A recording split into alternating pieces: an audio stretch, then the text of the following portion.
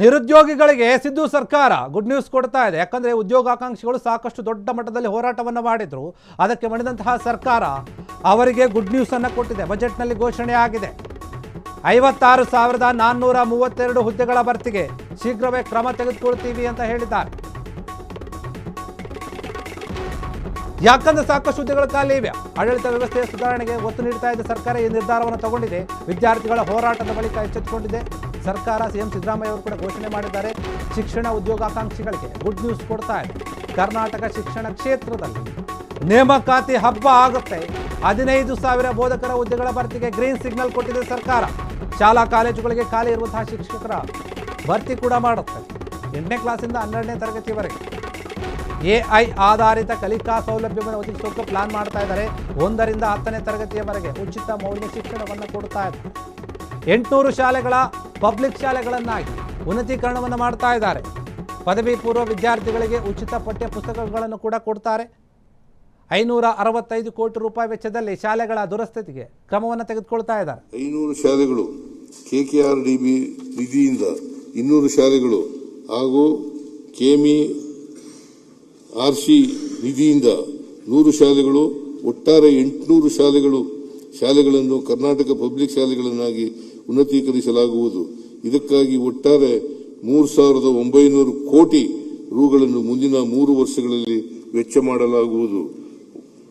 ವರ್ಗಾವಣೆ ಕೌನ್ಸಿಲಿಂಗ್ ಪ್ರಕ್ರಿಯೆಗಳ ವೇಳೆ ಕರ್ನಾಟಕ ಪಬ್ಲಿಕ್ ಶಾಲೆಗಳಲ್ಲಿನ ಶಿಕ್ಷಕರ ಹುದ್ದೆಗಳನ್ನು ಮಹತ್ವದ ಹುದ್ದೆಗಳೆಂದು ಪರಿಗಣಿಸಿ ಮೊದಲ ಆದ್ಯತೆಯಲ್ಲಿ ಭರ್ತಿ ಮಾಡಲಾಗುವುದು ಹಾಗೂ ಸದರಿ ಶಾಲೆಗಳಲ್ಲಿ ಖಾಲಿ ಇರುವ ಹುದ್ದೆಗಳಿಗೆ ಶಿಕ್ಷಕ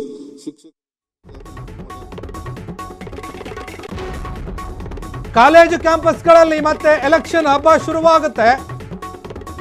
ಕಾಲೇಜು ವಿವಿಗಳಲ್ಲಿ ವಿದ್ಯಾರ್ಥಿ ಸಂಘಗಳ ಚುನಾವಣೆಯನ್ನು ಕೂಡ ಮಾಡೋಕೆ ಯೋಚನೆ ಮಾಡ್ತಾ ಇದೆ. ಮುಂದೆ ಆಗುತ್ತೆ ಚುನಾವಣೆ ನಡೆಸಲು ಸರ್ಕಾರ ಮಹತ್ವವಾದ ನಿರ್ಧಾರವನ್ನು ತಗೊಂಡಿದೆ. ವಿದ್ಯಾರ್ಥಿಗಳಲ್ಲಿ ನಾಯಕತ್ವದ ಗುಣವನ್ನು ಬೆಳೆಸಬೇಕಲ್ವಾ, ಅದಕ್ಕೆ ಈ ಕ್ರಮ. ಸ್ಥಗಿತಗೊಂಡಿದ್ದಂತಹ ವಿದ್ಯಾರ್ಥಿ ಸಂಘಗಳ ಚುನಾವಣೆಗೆ ಮತ್ತೆ ಮರು ಆರಂಭ ಮಾಡೋಕೆ ಯೋಚನೆ. ವಿದ್ಯಾರ್ಥಿ ಸಂಘಗಳ ಚುನಾವಣೆ ಅತ್ಯಂತ ಮುಖ್ಯ ಅಂತ ಹೇಳಿ ಸರ್ಕಾರ ಯೋಚನೆ ಮಾಡ್ತಾ ಇದೆ. ಕಾಲೇಜು ಕ್ಯಾಂಪಸ್ಗಳಲ್ಲಿ ಮತ್ತೆ ಎಲೆಕ್ಷನ್ ಹಬ್ಬಗಳನ್ನು ಗಮನಿಸಬಹುದು ನಾವು. ಯಾಕಂದ್ರೆ ವಿದ್ಯಾರ್ಥಿಗಳಲ್ಲಿ ಕಾಲೇಜು ಮತ್ತು ವಿವಿಗಳಿಂದಾನೇ ನಾಯಕತ್ವದ ಗುಣವನ್ನು ಬೆಳೆಸಬೇಕಾಗಿದೆ.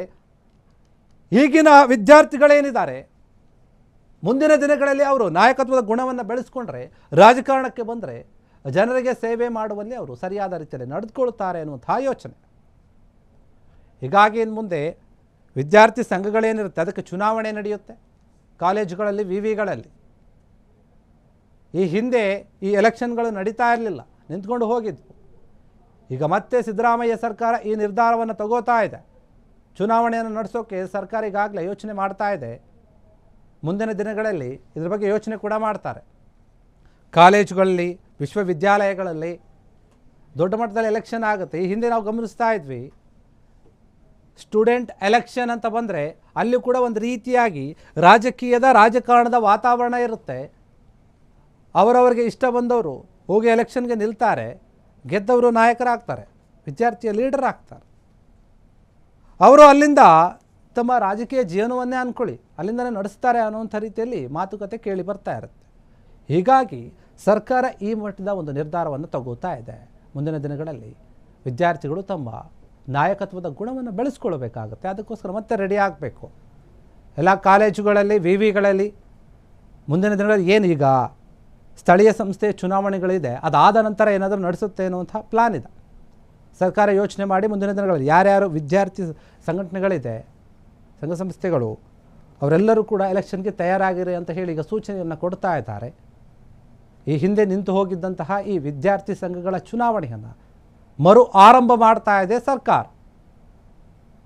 ಕಾಲೇಜುಗಳಲ್ಲಿ ದೊಡ್ಡ ಮಟ್ಟದ ಪೈಪೋಟಿ ನಡೆಯುತ್ತೆ. ಸೇಮ್ ಏನು ಎಲೆಕ್ಷನ್ಗಳು ನಡೆಯುತ್ತೆ MP MLA ಎಲೆಕ್ಷನ್ಗಳು, ಅದೇ ರೀತಿಯಾಗಿ ಅಲ್ಲಿ ಕೂಡ ಕಾಲೇಜುಗಳಲ್ಲಿ ನಡೆಯುತ್ತೆ. ನಾವು ಗಮನಿಸಿದ್ವಿ ಈ ಹಿಂದೆ ಕಾರಣಾಂತರಗಳಿಂದ ಈ ಎಲೆಕ್ಷನ್ಗಳನ್ನು ನಿಲ್ಲಿಸಲಾಗಿತ್ತು.